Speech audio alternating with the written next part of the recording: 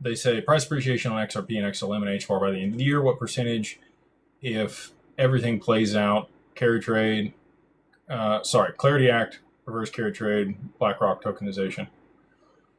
For all three, don't think we need the Clarity Act for XRP. I've been very loud about that, I guess, in comparison to other people. I think that I differ on that opinion from many other people in the space. They think that there's no way that we're going to see price appreciation.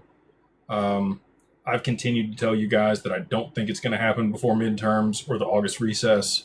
Patrick Witt and many others are advocating that it'll happen by July 4th. As, Eleanor Terrick came out with, literally logistically impossible at this point for that to take place. It'd be great to see it. Again, if there is a catalyst, if there is a reason that Congress has to get something done, they will act and get it done. We've seen them do that before, but outside that circumstance, I don't know that we're going to get the Clarity Act in the near future.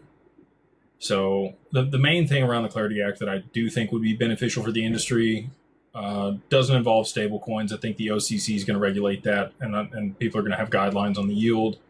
The CFTC and the SEC have already given their guidance around which one of these tokens are commodities versus securities. The piece of the Clarity Act that matters the most to me and where I think the industry will actually garner benefit is around DeFi. If they can define the rules around how institutions can leverage smart contracts and DeFi applications and who's the authority, who's responsible, the guidelines around insurance and custody and all of that, which I don't think they have worked out. I can tell you, in conversations with the regulators, they're still really just kind of learning what this technology is and how it works. So for them to be able to regulate it, I don't know that they're in a position to do that. I think by the end of the year, they will be.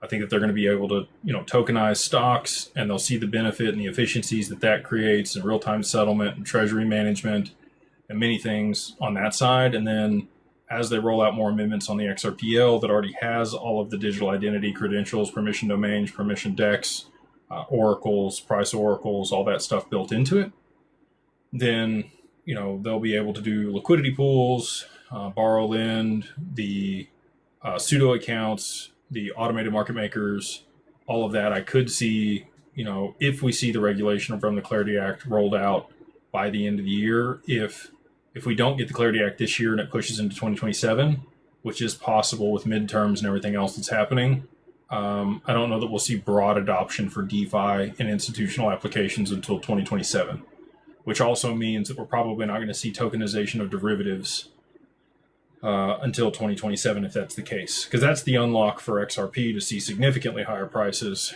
is tokenization of the derivatives market. So that would be the one thing that the Clarity Act would. I'll say this. I think that we could see a 3 and 4-digit XRP without the Clarity Act. I don't think we're going to see a 5-digit XRP until the Clarity Act is passed and they can tokenize derivatives. And then you asked about XLM and HBAR.